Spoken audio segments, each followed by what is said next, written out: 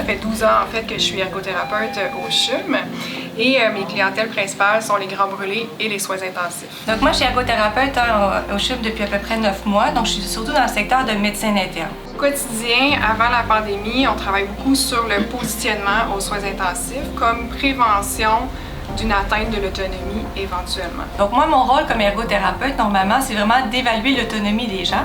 Donc avec le COVID, qu'est-ce qui s'est passé? C'est qu'on a dû complètement changer notre façon de faire parce que les besoins étaient différents. Il faut savoir que les personnes qui sont atteintes de COVID, souvent, elles n'ont pas soif, elles n'ont pas faim.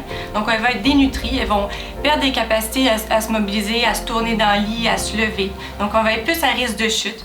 Aussi, le fait qu'elles soient toujours couchées dans le lit, ça va les mettre plus à risque de plaie de pression, hein? Donc c'est la peau qui s'abîme. Fait que dès qu'on le peut, on met la main à la pâte, puis on rentre dans les chambres le matin, puis on fait toute l'hygiène. Donc là, c'est vraiment un travail d'équipe multidisciplinaire où, mais quand on entre, on donne à manger, on change la personne, on la lave, on la mobilise, on lui fait faire les exercices de physio, on l'encourage à boire, donc on la met au fauteuil. Donc vraiment, tout ça, on le prend en charge pour vraiment prêter main forte puis travailler de façon unie.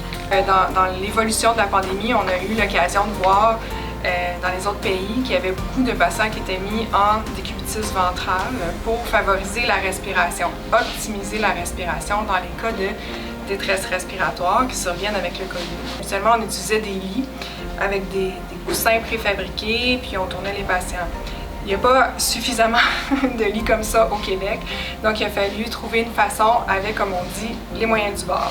On a dû travailler, en fait, ils m'ont donné le mandat de travailler sur un coussin pour le positionnement de la tête dans cette position-là, donc dégager les yeux, la bouche et l'oreille.